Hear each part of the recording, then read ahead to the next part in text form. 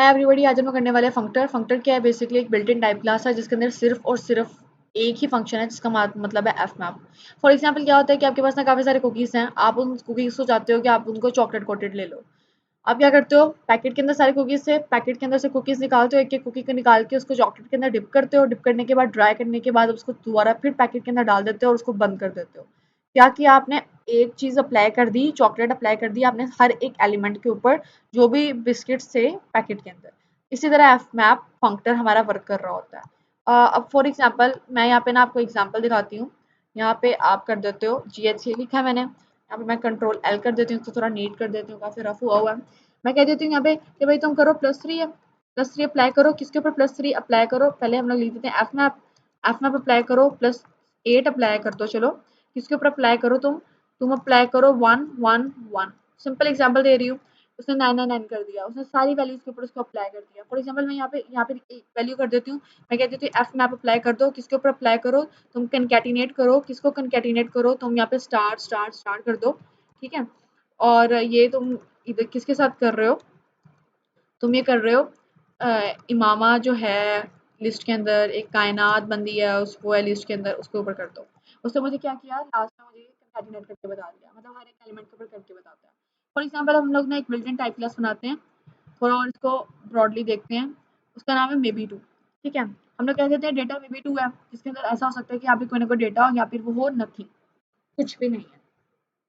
Driving show का हम लोग यूज़ करते हैं, ये हम लोग यूज़ करते हैं कि जब हम लोग अपनी बिल्ट इन टाइप बना रहे होते हैं। फॉर एग्जाम्पल यहाँ मैं कंट्रोल एक्स कर दूँ इसको, तो मुझे फ़ौरन यहाँ से एरर देना शुरू कर देगा, क्योंकि ड्राइविंग शो बहुत ज़्यादा ज़रूरी होता है। फिर मैंने वैसे इंस्टेंस का मैंने डिस्कस किया था लास्ट वीडियो के अंदर, मैंने उसी को अप्लाई किया और मैंने कहा एफ मैप अप्लाई होगा, अगर नथिंग है तो कोई चेंज नहीं करेगा, अगर जस्ट है तो जस्ट को साइड पे रख देगा और फंक्शन अप्लाई कर देगा जो एक पैरामीटर पास किया जा रहा है ना उसके ऊपर। ठीक है, और कुछ नहीं करना। मेन इनपुट आउटपुट कर रहे हैं।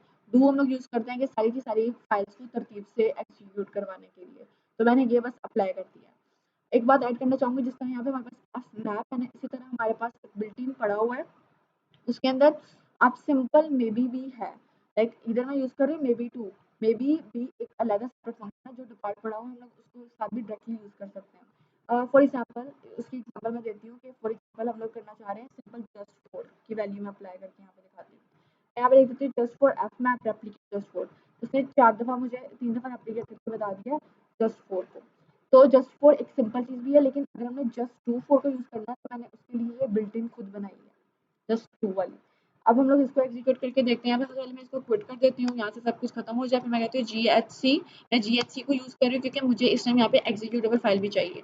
मैं डॉट HS लिखती हूँ और फिर उसके बाद मैं लिख देती हूँ कि भाई तुम कर दो डॉट / और मैं यहाँ पे फाइल का नाम लिख देती हूँ मे बी, और यहाँ पे मुझे सब बता दिया कि भाई बाजी यहाँ पे आ गया आपके पास 21, क्योंकि आपने यहाँ पे लिखा हुआ था कि हम लोग यहाँ पे कर रहे हैं ऐड, और यहाँ पे भी ऐड कर रहे हैं, लेकिन यहाँ पे जस्ट सिंपल के साथ जो हमारे पास डिफॉल्ट पड़ी हुई है उसके लिए मुझे स्पेसिफिक डेटा टाइप और ड्राइवर लगाने की ज़रूरत नहीं पड़ी।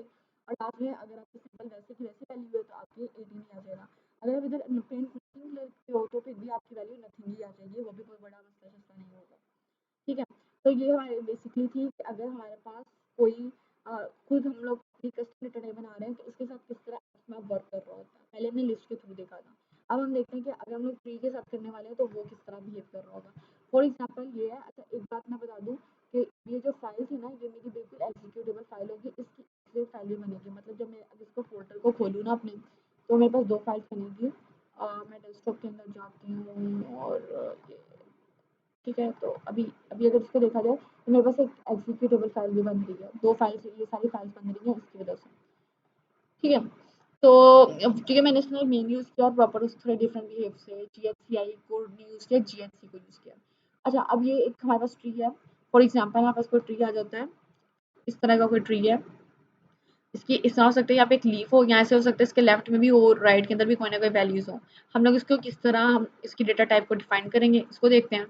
हम लोग ले लेते हैं डेटा ट्री ए, हम लोग कह देते हैं लीफ ए कर दो। ऐसा हो सकता है लीफ आ जाए, ऐसा हो सकता है ब्रांच आ जाए। ब्रांच आएगा तो उसके लेफ्ट वाला पार्ट भी आएगा, उसका राइट वाला पार्ट भी आएगा। ड्राइविंग शो हम किस तरह से यूज़ कर रहे हैं क्योंकि ये हमारी कस्टम डेटा टाइप है, हम लोगों ने खुद बनाई है। ठीक है, यहाँ पे हमारे पास हो गया सिंपल नोड वाला, नोड की वैल्यू, लीफ की वैल्यू आ गई। यहाँ पे ऐसा हो सकता है लेफ्ट हो या फिर राइट हो। अब हम देखते हैं कि इसको हम लोग किस तरह एग्जीक्यूट करेंगे। इंस्टेंस हम लोग कह देते हैं अगर लीफ है तो लीफ को साइड पे निकाल दो, और जो इसका पैरामीटर होगा ना, मतलब जो लीफ की वैल्यू होगी, मतलब यहाँ पे 4 वैल्यू है, इसके ऊपर तुम अप्लाई कर दो फंक्शन।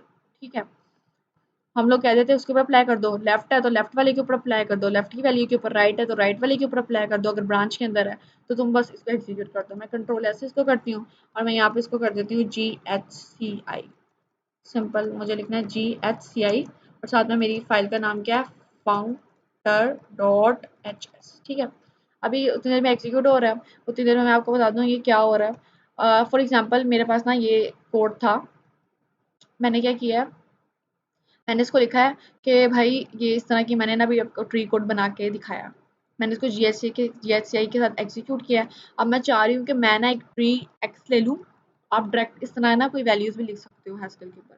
मैं यहाँ पे डायरेक्ट कंट्रोल एल कर देती हूँ, थोड़ा सा नीट हो जाए, और मैंने इसको बता दिया कि भाई एक एक्स ले लो, कंसीडर कर लो, ये उसकी सारी वैल्यूज़ हैं। अब ये ट्री किस तरह का नज़र आ रहा है, ये ट्री इस तरह का नज़र आ रहा है कि यहाँ पे ब्रांच होगी, यहाँ पे लीफ 4 होगा, यहाँ पे ब्रांच होगा, यहाँ पे लीफ 5, यहाँ पे लीफ 8 हो रहा होगा। अब मैं कह रही हूँ भाई तुम अप्लाई करो एफ मैप के ऊपर एक, जिस हमने चॉकलेट और वो बात की एलिमेंट्स की, इसी तरह इसके ऊपर भी अप्लाई करो। मतलब पहले आएगा एफ मैप, फिर आएगा जो तुम्हारा फंक्शन है +3, फिर आएगा साथ में एक्स वाला काम। फॉर एग्जाम्पल मैंने इसको ये करती हूँ तो मुझे उसने एरर बता दी, क्योंकि मैंने ये सिंपल आ रहा था, तो मैं इसको दोबारा फिर लिखती हूँ +3, और साथ में मैं लिख देती हूँ एक्स के ऊपर अप्लाई कर दो। उसने मुझे बता दिया कि भाई तुम्हारी 7, 8, 11 आएगी, मतलब इस तरह का कुछ आएगा। 4 था तो 7 हो जाएगा, 5 था तो 8 हो जाएगा, 8 था तो 11 हो गया था। तो +3 एक फंक्शन था, और यहाँ पे हमेशा कोई ना कोई फंक्टर की वैल्यू होगी। तो दिस वाज ऑल अबाउट फंक्टर, और आई होप सो कि ये तीनों इस तरह आप स्टैक का कर सकते हो, आप क्यू का बना सकते हो, अपनी खुद की डेटा टाइप बना के उसके ऊपर कोई मैपिंग करनी है आप उसको एग्जीक्यूट करवा सकते हो। फंक्टर को हम लोग बेसिकली यूज इस वजह से कर रहे होते हैं ताकि हमारा स्ट्रक्चर डिस्टर्ब ना हो, और हम हर एलिमेंट्स के ऊपर कोई ना कोई चीज़ अप्लाई कर दें जो हम लोग करना चाह रहे हैं यूनिफॉर्मली।